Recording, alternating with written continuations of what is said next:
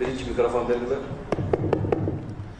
Урматтуу Мирлан Исакбекович, урматтуу мыйзамдын автору. Сиз айтып атпайсызбы, мыйзам жолу менен кетип баратабыз да. Эми бул мыйзамдын автору ким экенин жакшы билебиз да. Качан кайсы жерден катталдан чыгарганын жакшы билебиз да. Эми бирөөдүн тыштап кеткен аялын боёнтуп, соёнтуп тойго ешип барып, "Мына менин аялым" десе, эл ишенеби? Эч ким ишенбейт да. Бул мыйзамга корутундур эми берип атат азыр. Бул кандай мыйзам? Басым менен кабыл алынган мыйзам, бул бачым кабыл алынган мыйзам, бул башынан мойнуна байлыгын иткеле окшош да. Эми биз бардык мыйзамды буздук. Кое туруңуз, мен 2 минутка сурадым. Какшып калган кадрыбызды кайтыш кылып кабырга салып атпайсызбы? Банкрот болгон банкыбызды балталап жокко чабып атпайсызбы? Эми бардыгы мыйзам жолу менен кетип, элди айтып атасыңар. Элге парламенттик президенттиктин кереги жок. Мыйзам, баш мыйзам алмашкандан элдин жашоосу алмашпайт. Байманаттардын эле жашоосу алмашат. Байкуштардын жашоосу алмашпайт. Элге баш мыйзам алмашкандан 2 сом да пайда көрбөйт. Эли да көрөт.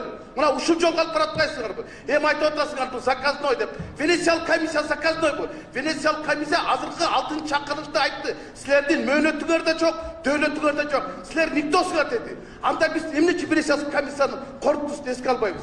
Эми ушунчалык эле шашабызбы? Биз бир эле жапырак сөздү укпайбызбы? Же экинчи жапыракта сөздү көрөбүзбү?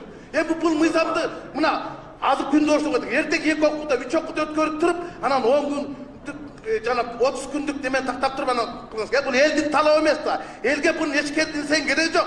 Элдин жашоосу өзгөрбөйт, баш мыйзам өзгөргөндөн.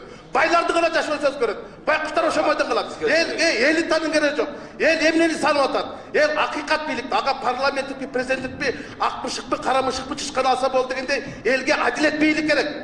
Акылдуу парламент керек. Эси жок, меси жок, кайсысаны жазып алдырып, эчтеке кыла албай отурбайбы? Эмнечи баш мыйзамды азыр жазып атат, а биякта болсо башка реформасы тандай албай атабыз. Ушунун кимге кереги бар?